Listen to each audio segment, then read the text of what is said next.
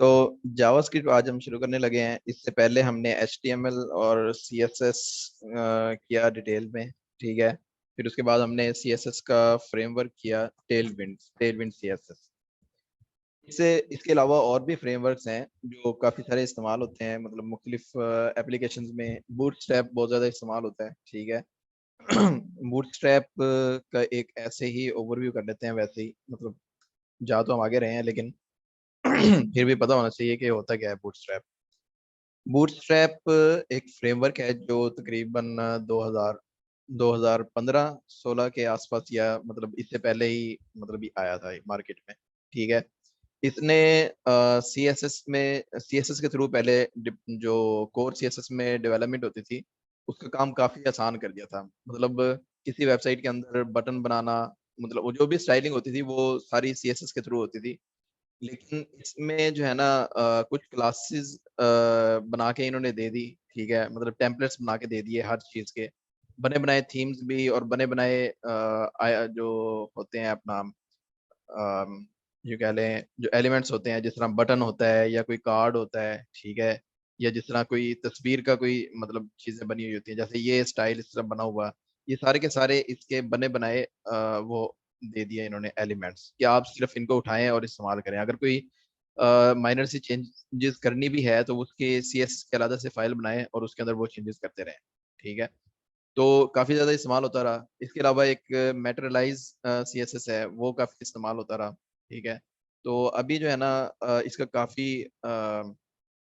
Tell wind का काफी जो है ना वो मार्केट में चर्चा है। ठीक है। और आने वाले दिनों में हो सकता है कि ये अगर बूटस्ट्रैप और मेटेरियलाइज अपने आप को अपडेट नहीं करते तो मुमकिन है कि ये जो टेल विंड है ये मार्केट में अपना कब्जा जमा ले, क्योंकि उसकी बहुत बड़ी वजह ये है ना कि बूटस्ट्रैप सॉरी कि जो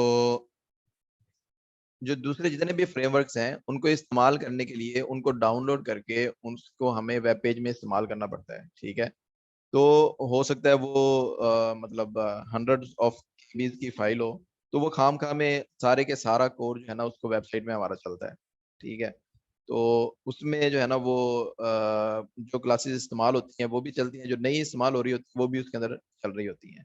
जबकि टेलविंड का यही फायदा है कि जब हम इस कोड को लिख लेते हैं, ठीक है, उसके बाद जब हम इसे बिल्ड करते हैं तो सिर्फ वही कोड जनरेट होता है CSS का जो क्लासेस हमने इस्तेमाल किए हैं। उसके अलावा कोई कोड जो है ना इजाफी इसके साथ इस्तेमाल नहीं होता। ठीक है। तो बहुत इजी है, बहुत क्या कहते हैं उसको हल्का है, यानी कि छोटी सी इसकी फाइल बनती है वही इस्तेमाल होती है। ठीक है। जो कोड जिसकी जरूरत होती है वही इसमें इस्तेमाल होता है, और हर कस्टमाइजेबल है। ठीक है। आपने अपनी मर्जी का कोई कलर करना है उससे, अपनी मर्जी के कोई राउंडेड शेप बनानी है, अपनी मर्जी के बॉक्स बनाने हैं, जो जिस तरह आपने करना है आप उसको उस तरह से इस्तेमाल कर सकते हैं। ठीक है।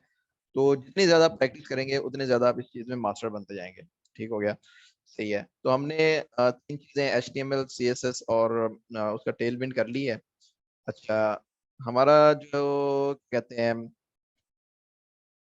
इसमें जो टाइम था हमारा वो तो 1.5 माह का था फ्रंट एंड का, लेकिन आप लोगों की स्पीड और इस चीज को देखते हुए हम काफी पीछे रह गए हैं। तो इसमें कोई मसला नहीं है, मैंने आपसे ये पहले ही बात की थी कि मुमकिन है कि यानी कि जो टाइम इसका रखा गया है वो 45 दिन का, यानी हर एक पार्ट का। तो वो जरूरी नहीं है कि वो 45 दिन ही हो।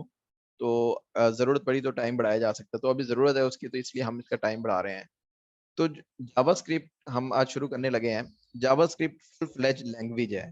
ठीक है। इससे पहले जो हमने किया वो कोई लैंग्वेजेस नहीं थी। जैसे HTML है वो मार्कअप लैंग्वेज है, यानी कोई ऐसी लैंग्वेज नहीं है जो प्रोसेस कर सके चीजों को। मार्कअप लैंग्वेज वो होती है जो चीजें स्ट्रक्चर बनाती है। ठीक है। कि ये चीज मतलब उसको नाम बना दिया कि ये हेडर है, ये फुटर है, ये हेडिंग है, ये पैराग्राफ है, ये तस्वीर है, इस तरह करके। CSS फिर हमने देखा कि वो उसको स्टाइल करती है।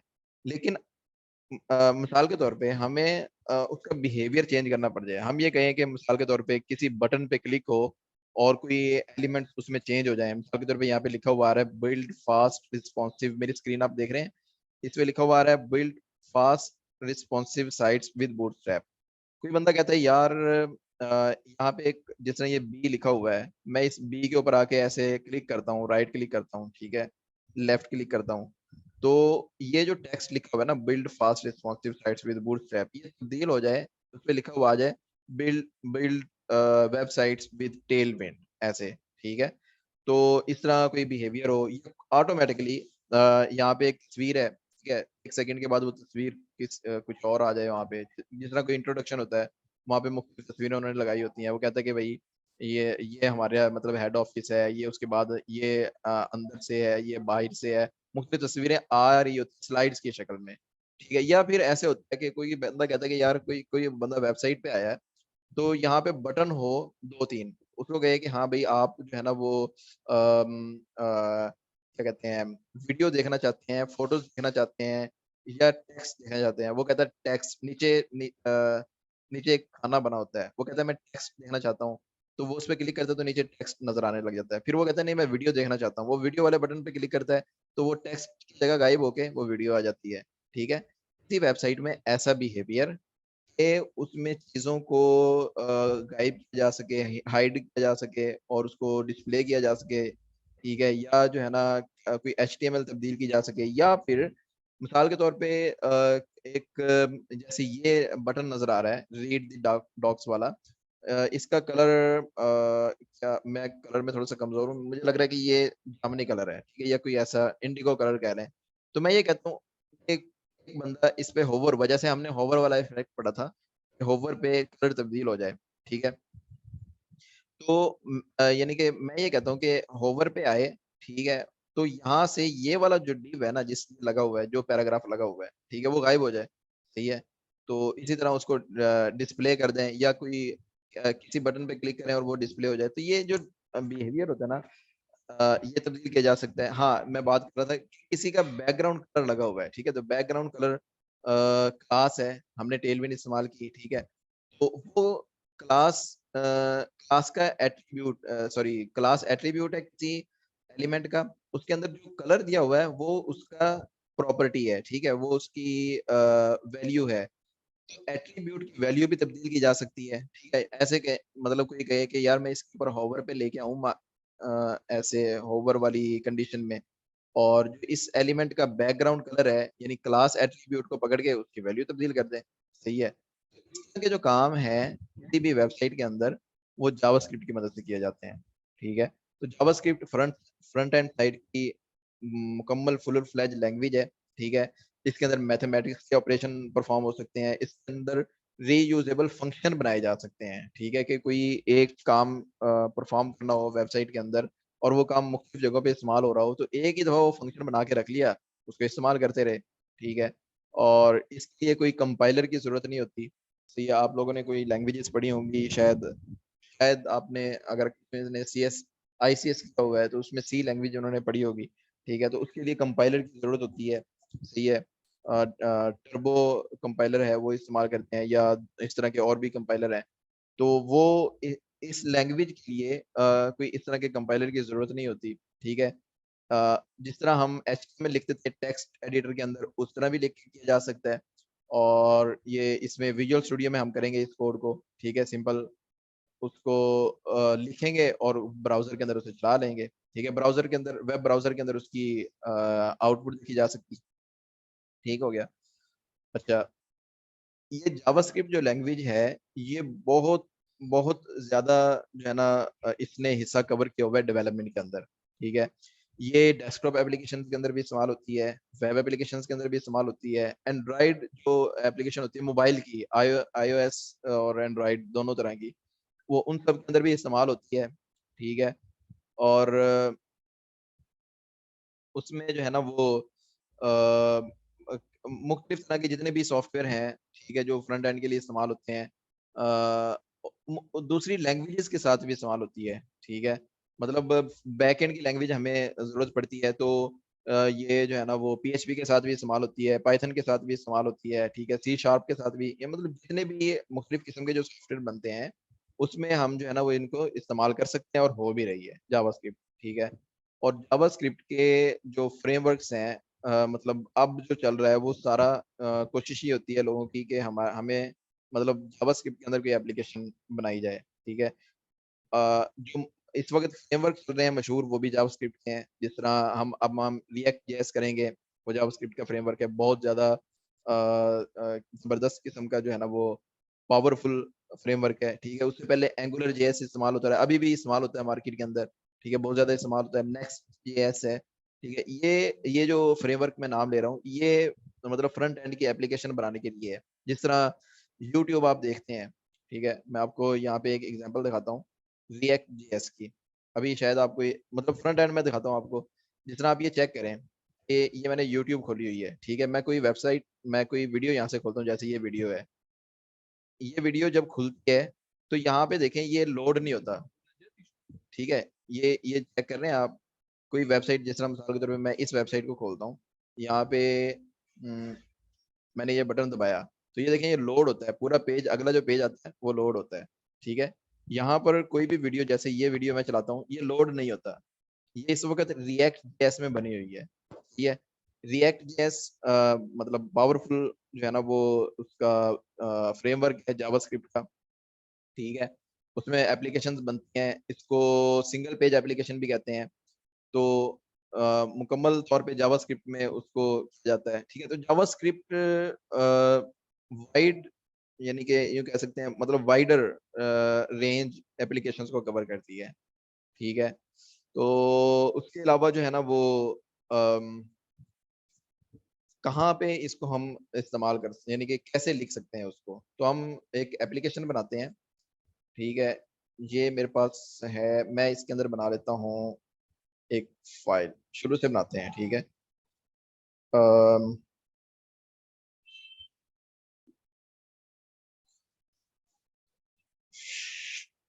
टू बिट, इसके अंदर जावास्क्रिप्ट, और इसमें हम बना लेते हैं क्लास 1, ठीक है। तो नहीं, इसका नाम रख देते हैं प्रैक्टिस।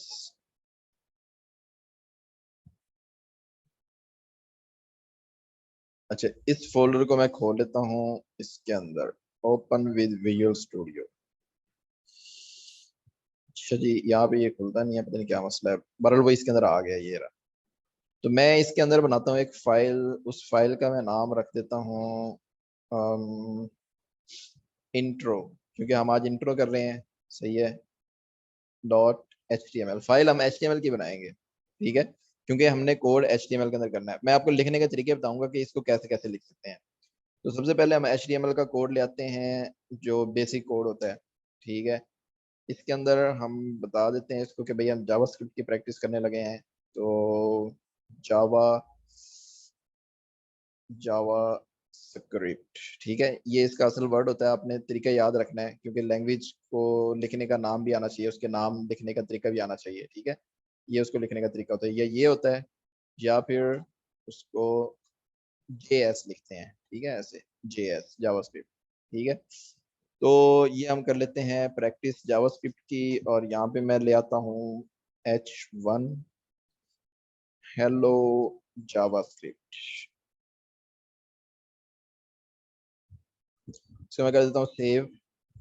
अब इसको चला लेते हैं live, open with live server, ठीक है, ये हमारे पास चल गया।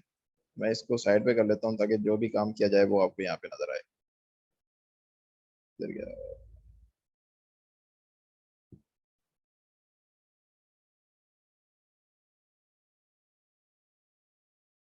ऐसे तो इसको करते हैं बंद, और यहाँ पे आ जाते हैं, ठीक है। तो अच्छा, जावास्क्रिप्ट को लिखने का तरीका ये होता है कि उसको स्क्रिप्ट टैग टैग के अंदर लिखते हैं, ठीक है। स्क्रिप्ट ऐसे, अगर आपने HTML के अंदर लिखनी है, ठीक है, तो आप उसे स्क्रिप्ट टैग लगाएं। हेड के अंदर भी आप उसे लगा सकते हैं, ठीक है, बॉडी के अंदर भी आप उसे लिख सकते हैं यहाँ पे, ठीक है।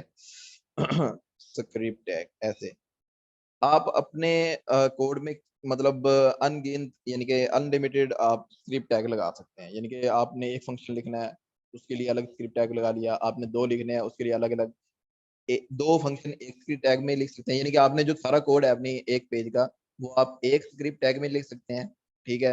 ये अपने अलग अलग जो फंक्शन है, अलग अलग चीजें, अलग अलग बिहेवियर हैं, वो आप अलग अलग स्क्रिप्ट टैग के अंदर भी डाल सकते हैं। यहाँ पे कितने मर्जी डाल सकते हैं, ठीक है। मतलब आपने एक ये डाल दिया, फिर आप यहाँ पे एक और टैग लगाना चाहते हैं, आप इस तरह करके लगा लेते हैं, कोई मसला नहीं है, ठीक है। आप हर एक में अलग अलग उसका कोड लिख देते हैं, ठीक है। तो बेहतर ये होता है अगर आप किसी वेब एप्लीकेशन में एक पेज में आप उसे लगा रहे हैं जावास्क्रिप्ट, तो बेहतर ये होता है कि आप उसको फुटर के अंदर, जो आप फुटर सेक्शन बनाएं, उसके बाद आप स्क्रिप्ट टैग लगाएं और उसमें कोड लिखें, ठीक है। और एक्सटर्नल भी लिख सकते हैं, ठीक है। मतलब आप एक फाइल बनाते हैं, आप यहाँ पे प्रैक्टिस के अंदर, मैं उसको कहता हूँ भाई, एक फाइल बनाए JS फोल्डर के अंदर, स्क्रिप्ट डॉट JS। अच्छा, इसकी जो फाइल बनेगी वो JS के नाम, उसकी एक्सटेंशन होगी JS, ठीक है, डॉट JS। तो इसके मैं सेव कर देता हूँ। जिस तरह CSS की अलग से डॉट CSS थी, ठीक है, और HTML की डॉट HTML, सही है। तो इसी तरह जावास्क्रिप्ट की जो एक्सटर्नल फाइल होगी उसका डॉट JS। इसको आप इस तरह भी लग कर सकते हैं, और इसको अपने कोड में शामिल करने के लिए आपको क्या करना पड़ेगा, आप स्क्रिप्ट लिखें कहीं पर भी, ये भी आप कहीं पर भी डाल सकते हैं, ठीक है। और उसको डाल दें सोर्स, सोर्स डालना पड़ेगा, सही है। और इसमें आप लिख देंगे उस सोर्स का नाम, जैसे JS के अंदर स्क्रिप्ट डॉट JS ऐसे करके, ठीक है। अब इसकी कोई एग्जांपल कर लेते हैं कि ये वाकई ये चलता भी है या नहीं। तो सबसे पहले इसके अंदर ही हम करके देखते हैं। मैं ये कहता हूँ कि भाई, जब अभी तो ये आ रहा है ना, हेलो जावास्क्रिप्ट, ठीक है। तो मैं ये कहता हूँ कि इसको ऐसे, मैं जावास्क्रिप्ट की मदद से मैं इसको चेंज कर देता हूँ, ठीक है। चेंज करने के लिए हमें इसको करना पड़ेगा ID और हेडिंग 1, ठीक है। मैं इसको सेव करता हूँ। यहाँ पे मैं इसको कहता हूँ भाई, document dot get element by ID, और इसके अंदर heading 1 dot inner HTML is equal to hello JavaScript class, ठीक है। और मैं इसको कहता हूँ सेव, ये चेक करें। जैसे मैंने इसको सेव किया, वो हो गया हेलो जावास्क्रिप्ट क्लास, ठीक है। तो इस तरह करके जो है ना हम ये काम कर सकते हैं। इसको ऐसे भी किया जा सकता है कि मैं इसका एक फंक्शन बना देता हूँ। इसको पहले तो एक काम करते हैं, ऑल्ट Z, ठीक है, ऐसे। तो मैं ये कहता हूँ कि भाई, मैं डायरेक्ट उसको नहीं शो करवाना, ऐसे करना है। फंक्शन एक बना दे, ठीक है। उसका नाम रखे, क्या नाम रखे फंक्शन का, एक मिनट, हम कोई नाम रख लेते हैं फंक्शन का, और उसको कहते हैं भाई, ये मैं सिर्फ आपको चीजें आज दिखा रहा हूँ कि कैसे ये काम करती है, आपने इससे परेशान नहीं होना, ठीक है। आपने चीजें जो अगर इसकी प्रैक्टिस कर लेनी है तो कर लें, कोई मसला नहीं है। ये सिर्फ मैं आपको दिखा रहा हूँ कि ये काम कैसे करता है, ठीक है। तो मैं इसका नाम रख देता हूँ माई फंक्शन, ऐसे। और इसको मैं बना देता हूँ ऐसे। और यहाँ पे मैं एक बटन लगा देता हूँ, ठीक है। सॉरी, बटन यहाँ नहीं लगता, बॉडी के अंदर लगता है। तो ऐसे बटन, और फिर मैं इसको कहता हूँ on click is equal to my func, ठीक है। मैं इसको करता हूँ सेव। बटन में कुछ लिखा नहीं, बटन आ गया, ये देखें, ये छोटा सा बटन सा आ गया तो सर, लेकिन इसमें मैंने कुछ लिखा नहीं है, तो इसलिए वो शो नहीं हो रहा। इसको मैं कहता हूँ, ये क्या चीज आ रही है,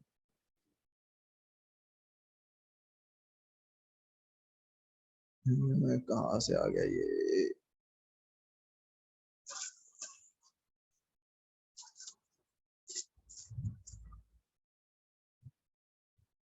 ये पता नहीं कहाँ से आ रहा है। खैर, मैं इसको कह देता हूँ क्लिक मी, ठीक है। तो ये क्लिक मी आ गया है। अब जैसे ही मैं इस पे क्लिक करता हूँ, ये चेक कर, जबरदस्त हो गया ना। मतलब उसने उसका कंटेंट तब्दील कर दिया। अच्छा, इसमें जो है ना वो यही काम, मतलब ऐसे भी हो सकता है। मैं इस कोड को सिर्फ यहाँ से उठा के, कंट्रोल X, इसको मैं सेव करता हूँ, ये कोड मैं यहाँ लगा देता हूँ। ठीक है, मैंने इसको सेव किया, इसको थोड़ा सा तब्दील कर देता हूँ मैं ताकि आपको नजर आए। Hello JavaScript external file save.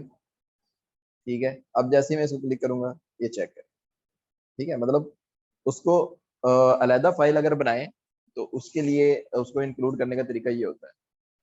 ठीक है, अच्छा ये एक इसका तरीका हो गया है कि document dot get element dot inner H T M L, यानी कि एच टी एम एल को तब्दील करने का एक जो आउटपुट है, मतलब आउटपुट करने का। एक इसका ये होता है कि अम, इसके अंदर मिसाल के तौर पे अलर्ट लगाया जा सकता है, डॉक्यूमेंट डॉट अलर्ट। ठीक है, उस अलर्ट के अंदर कहा जा सकता है हाय हेलो इट्स मी, नहीं sorry, it's back slash it's me alert. ठीक है, yes. ठीक है, मैं इसको सेव कर देता हूँ।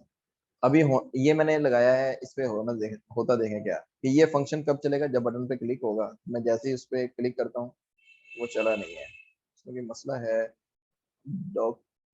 Document dot alert, document dot alert क्यों नहीं चला रही?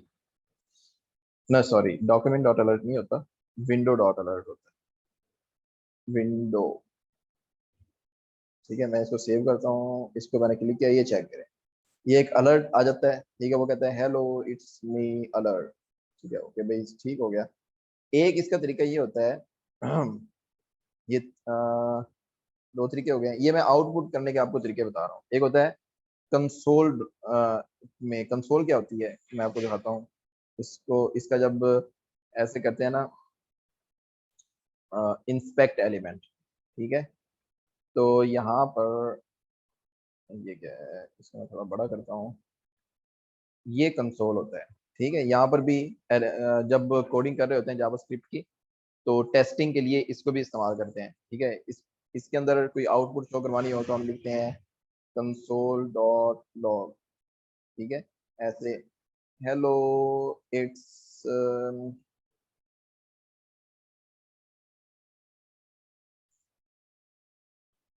It's me console log. ठीक है, इसको मैं सेव कर देता हूँ। ये सारा मैंने क्योंकि फंक्शन में लिख रहा हूँ तो बटन के क्लिक होने पे चलेगा। ठीक है, जैसे ही मैं इस पे क्लिक करता हूँ तो अभी अलर्ट आएगा एक, और यहाँ पे ये इसकी आउटपुट भी आएगी। तो ये अलर्ट आया, इट्स मी अलर्ट। ठीक है, इसके पीछे ये भी तब्दील हो गया है, और ये देखें यहाँ पर आ गया है hello it's me console log. ठीक हो गया। तो एक होता है इसका, एक और भी होता है, इन दोनों को मैं खत्म कर देता हूँ। ठीक है, बल्कि आप, कोई मसला नहीं, मैं लगा रहने देता हूँ। एक होता है window dot right, document dot right sorry, window alert के लिए होता है, डॉक्यूमेंट के लिए जो एक गेट एलिमेंट बाई आईडी, और एक होता है डॉक्यूमेंट डॉट राइट। ऐसे सिंपल कोई भी चीज आपने शो करवानी है। ठीक है, तो यहाँ पे लिख देते हैं hello it's me direct output. ठीक है, तो ये चेक करते हैं क्या होगा। अब ये जो चीज है ये सीधी डॉक्यूमेंट के अंदर लिखी जाएगी। सही है, ये आया। आप सबसे पहले तो इसके पीछे वो लिखा आ गया है जो यहाँ पे हमने लिखा था हेलो जावास्क्रिप्ट एक्सटर्नल फाइल, वो इसके पीछे लिखा हुआ अभी नहीं आया। एक मिनट, जब हम इसको कर देंगे, सबसे पहले अलर्ट चलता है, उसके बाद बाकी चीजें चलती हैं। तो ये आ गया, देखें वो सारा रिप्लेस हो गया है, hello it's me direct output, ये कंसोल वाली भी आ गई है। ठीक है, तो ये चार तरीके होते हैं इसके आउटपुट के। सही है, और इसको मुख्तलिफ जगह पे मुख्तलिफ सिनेरियोज में उसको इस्तेमाल करते हैं। ठीक है, अच्छा इसमें जो है ना वो हम काम करेंगे प्रॉपर। ये आज इंट्रोडक्शन था कि हम जो है ना वो इसको कैसे जावास्क्रिप्ट को कर सकते हैं। तो कल इंशाल्लाह दोबारा क्लास होगी, उसमें प्रॉपर तरीके से हम इसमें कुछ चीज़ें देखेंगे, उसका सिंटैक्स, उसके कमेंट्स कमेंट्स भी इसमें कर सकते हैं। ठीक है, वेरिएबल्स भी इसमें होते हैं, सारी इसमें जो अर्थमेटिक ऑपरेशन जो भी चीज़ें होती हैं, डाटा टाइप्स, फंक्शंस वगैरह, वो सारी चीज़ें हम देखेंगे। ठीक है, तो इसके लिए तैयार रहें, साथ साथ प्रैक्टिस करें। ठीक है, तो ये बहुत अहम चीज़ है, मतलब इसके बगैर तो वेब डेवलपमेंट अधूरी है। ठीक है, खास तौर पे फ्रंट एंड डेवलपमेंट अगर आप कर रहे हैं तो वो जावास्क्रिप्ट के बगैर मुमकिन नहीं है। आपने देखा होगा कि लास्ट टाइम हम जो वेबसाइट बना रहे थे, मतलब एक टेलविन के अंदर प्रैक्टिस के लिए, तो उसके अंदर भी हमने एक जो ऊपर बटन लगाया था उसके लिए हमने थोड़ी सी जावास्क्रिप्ट इस्तेमाल की थी। ठीक है, तो वो छोटे से काम के लिए भी हमें उसको इस्तेमाल करना पड़ गया था। तो इसके जो है ना वो ऐसा भी होता है कि अगर सिर्फ जावास्क्रिप्ट भी सीख ली जाए, ठीक है, सिर्फ जावास्क्रिप्ट, लेकिन हो मास्टर लेवल की सीखी हुई और उसमें प्रैक्टिस जबरदस्त की हो, तो इसकी अपनी ही जॉब्स बड़ी हाई पेड जॉब्स होती हैं। ठीक हो गया, लेकिन शर्त ये है कि उसके अंदर काम आना चाहिए, सीखा हो, प्रैक्टिस की हो बड़ी जबरदस्त तरीके से। ठीक है, और अच्छी तरह से उसको इस्तेमाल करना आता हो, उसके फ्रेमवर्क्स आते हो। ठीक है, तो वो आप जो है ना बड़े अच्छे तरीके से उसमें काम कर सकते हैं, अच्छी अर्निंग कर सकते हैं। ठीक हो गया, तो ये था आज का जो है ना वो इंट्रोडक्शन टू जावास्क्रिप्ट। तो मिलते हैं इंशाल्लाह फिर नेक्स्ट लेक्चर में। कोई सवाल हो तो पूछ सकते हैं।